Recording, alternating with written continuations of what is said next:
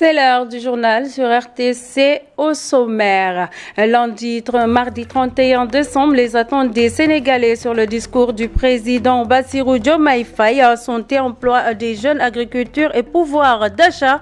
Focus sur les priorités des régions comme Podor, Diourbel, Kédougou et Kaffrine à suivre dans cette édition.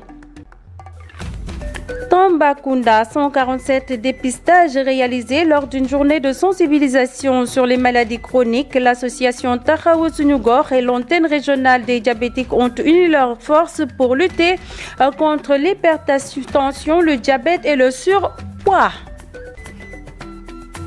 Et puis Guédiawaye Modou Fall, le militant co-responsable, lutte contre les déchets plastiques. Son accoutrement fait de plastique recyclé symbolise son engagement pour un environnement propre. Découvrez le parcours de cet activiste hors du commun. Voici les grandes lignes de cette édition. Le développement, c'est juste après ceci. Bienvenue à toutes et à tous. Le discours de fin d'année du président de la République est un moment attendu par les citoyens pour des annonces importantes. À Kaffrine, les habitants espèrent des solutions concrètes sur la dégradation des routes, l'accès à l'eau, le manque d'acheteurs pour l'arachide et aussi l'insuffisance des financements pour aider les femmes à développer leurs activités. C'est un micro-trottoir réalisé par Fatou Sall. Nous avons cultivé de l'arachide, mais on n'a pas vu d'acheteurs. On attend que le gouvernement nous aide, nous les cultivateurs du Saloum, en achetant notre arachide. Nous attendons et nous espérons que d'ici 2 semaines, la situation va régler, afin qu'on puisse subvenir nos besoins.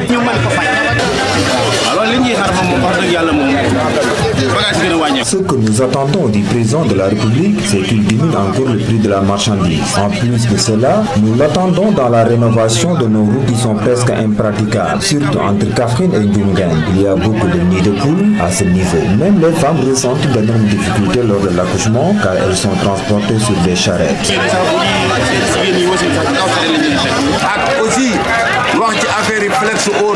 Il faut aussi que le chef de l'État résout notre problème avec Flexo, car les populations du Saloum souffrent en matière d'eau à cause de cette société. Les factures sont extrêmement chères. D'ailleurs, lorsque Flexo venait ici, il n'avait rien. La société a utilisé l'argent des contribuables et nos investissements. Et maintenant, pour avoir une borne fontaine, il te faut 90 000 francs CFA. Il faut que l'État aide les femmes car elles sont fatiguées. Nous empruntons de l'argent à la banque et si tu n'arrives pas à payer, on dit que tu l'as bouffé. Vraiment, nous sommes des guerrières. Nous, les femmes, nous connaissons que le travail. Donc, si on avait un mini-forage, on pourrait développer nos projets. Nous partons vers les marchés hebdomadaires, mais si on avait un périmètre, on pourrait travailler là-bas.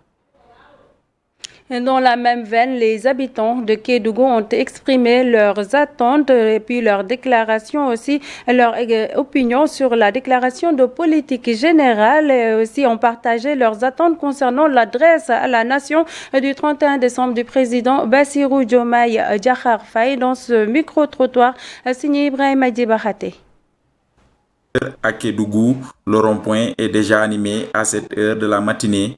Commerçants, ouvriers, transporteurs et clients venus acheter des produits comme la friperie ou les denrées alimentaires affluant vers ce lieu abritant les services administratifs et des centres commerciaux. Les populations souhaitent que le chef de l'État, lors de son adresse à la nation le 31 décembre 2024, se prononce sur les problèmes de la région de Kédougou. Précédemment, donc, sévèrement appliqué courant 2025 et que les problèmes d'insécurité aussi, particulièrement au niveau du département de Saraya, trouveront vraiment solution.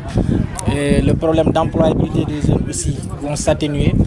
Nous avons fort espoir sur ce régime qui, depuis son installation, quand même, a prouvé son attachement à cette chère région.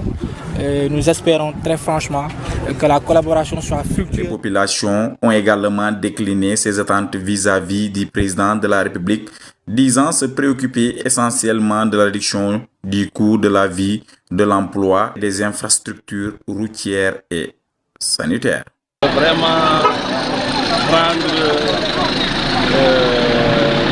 les besoins de la population, plus précisément à Kédougou. Parce que quand vous constatez aujourd'hui, Kédougou est cher.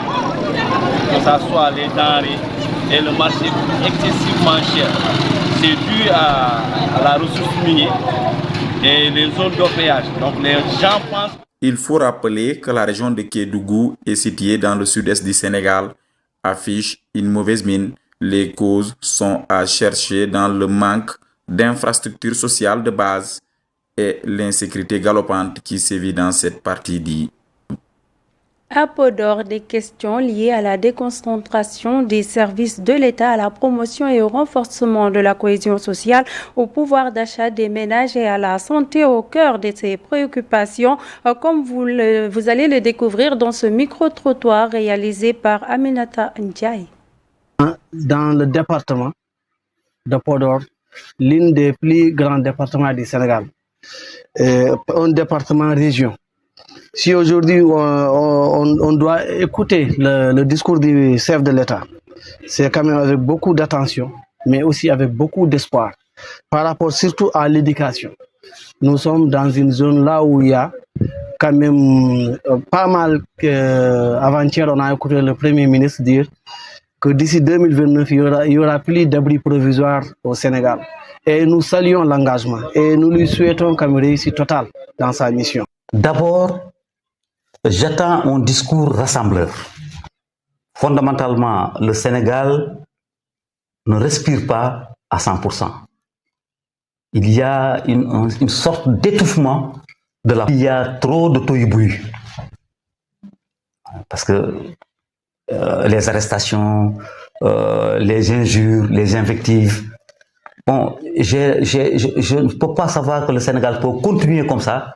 Donc j'attends que le président mette balle à terre tout le monde, qu'il fasse d'abord un discours rassembleur, que tout le monde respire, Je ne suis pas contre les mais je crois qu'il faut aller doucement, laisser les gens respirer. C'est un aspect social important et ça c'est un discours rassembleur que le président doit... Ici au Sénégal, la réussite, en plus il s'active surtout au niveau du développement de la population sénégalaise. Et nous, vraiment, nous l'attendons plus loin qu'ici. Presque, ça fait 6 mois ou 7 mois depuis qu'ils sont ici aux têtes du gouvernement. Vraiment, nous considérons qu'ils vont changer beaucoup de choses. Je lui souhaite bonne chance. Comme dans les autres régions, les Diourbellois demandent le meilleur accès aux soins de santé, la création d'emplois pour les jeunes, le redressement de l'usine de la Sonacos et de meilleures infrastructures. Telles sont les principales doléances exprimées par les habitants de cette localité dans ce micro-trottoir réalisé par Ndeyasine Bay. Ça doit être un discours inclusif. Un discours inclusif, notamment, Diourbel ne doit pas être en rate.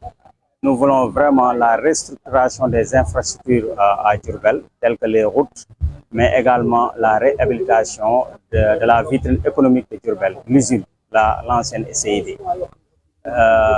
Mais également aussi, nous attendons fort des mesures prises lors du DPG pour la formalisation du secteur informel. Qui dit Diourbel dit le secteur informel. Nous attendons de ce régime des changements forts, des réformes fortes et puis travailler dans le sens à limiter le coût de la vie et également à revoir le quotidien des Sénégalais, ce que nous attendons de ce gouvernement-là. Et ensuite, les réformes doivent axer sur les services publics de l'État.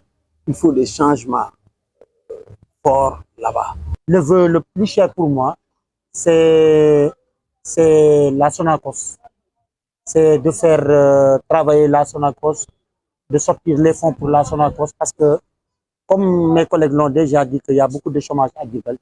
Et je crois que si la Sonacos fonctionne, le problème de chômage va régler. Retour à Dakar pour parler environnement à Guédiawaye, au quartier Champ de Course. Un homme engagé lutte pour un environnement sans déchets plastiques. Ce combat qu'il mène avec détermination, ce banlieusard vêtu d'un accoutrement fait de différents types de plastique incarne visiblement son engagement. Découvrons ensemble cet activiste de l'environnement avec Mayfaye. Vêtu de déchets recyclés à la tête aux pieds, il ressemble à un aliéné mental. Son accoutrement, un mélange de tous les types de plastique, gobelets de café, sachets à usage unique, bouteilles de boisson et toute autre forme de plastique. C'est Modou Fall.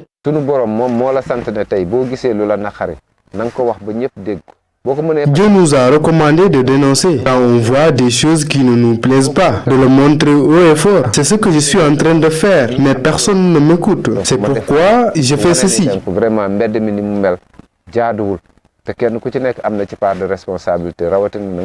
Alias l'homme plastique, ce père de 4 enfants a grandi dans la banlieue dakaroise. Il a commencé sa vie professionnelle en tant que soldat. Aujourd'hui, la principale mission de sa vie repose sur l'éveil des consciences sur le danger plastique, malgré la contrainte et la menace des industries plastiques.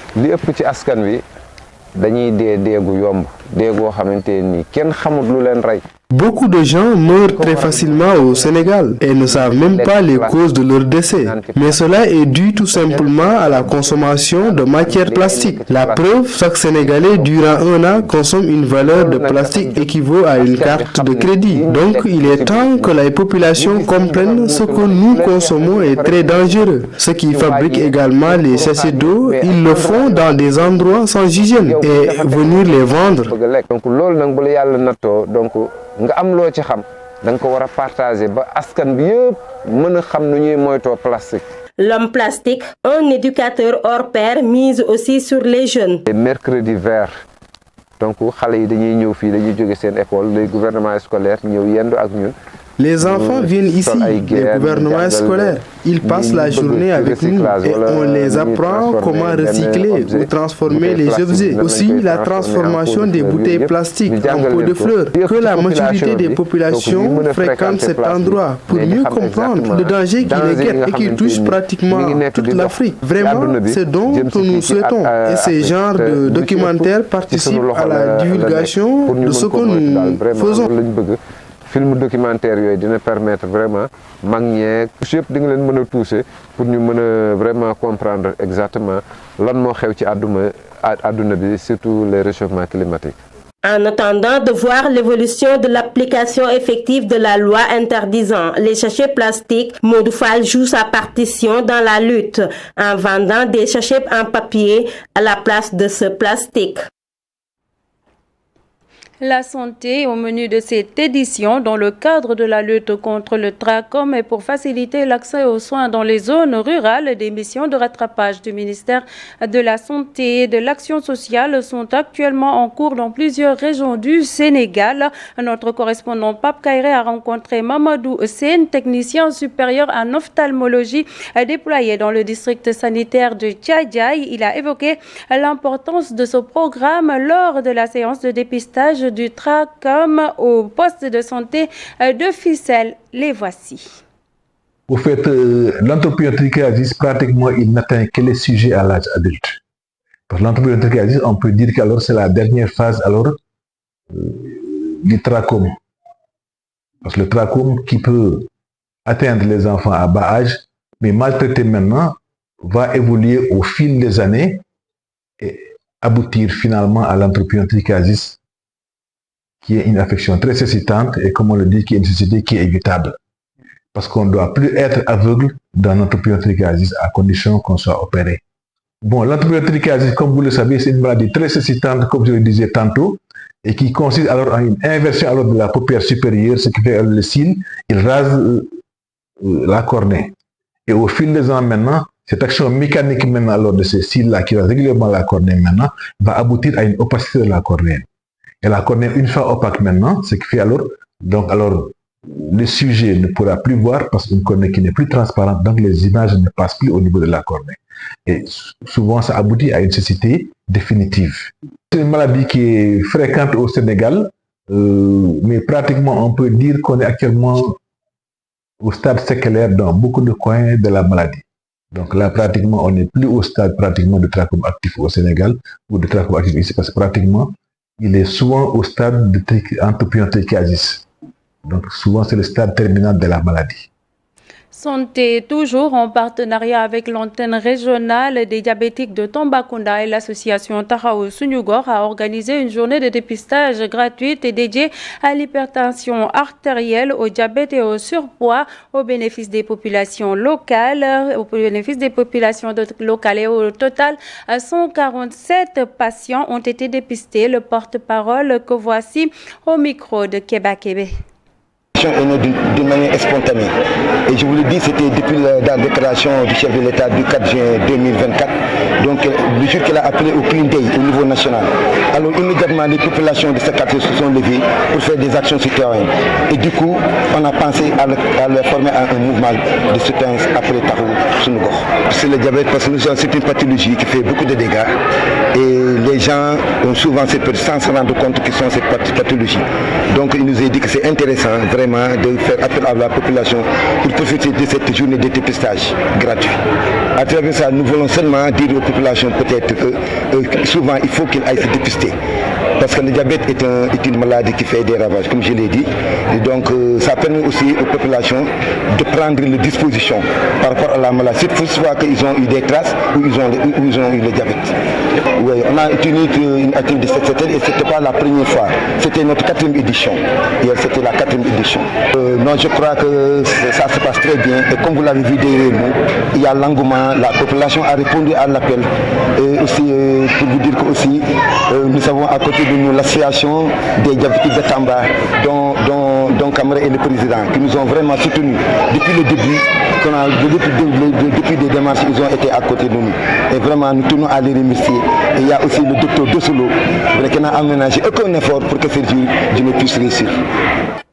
Et puis dans le cadre de sa tournée annuelle au Sénégal, le khalife général des Khadres en Afrique de l'Ouest, Cheikh Sidi Khair Aïdara, a marqué une étape à Diofior après ses passages à Diourbel, Fatick et Ndiosmone. Il a été accueilli avec ferveur par l'imam de la grande mosquée et l'équipe municipale, des populations venues en grand nombre pour honorer sa visite. Voici le compte rendu de Ndeye Amissar.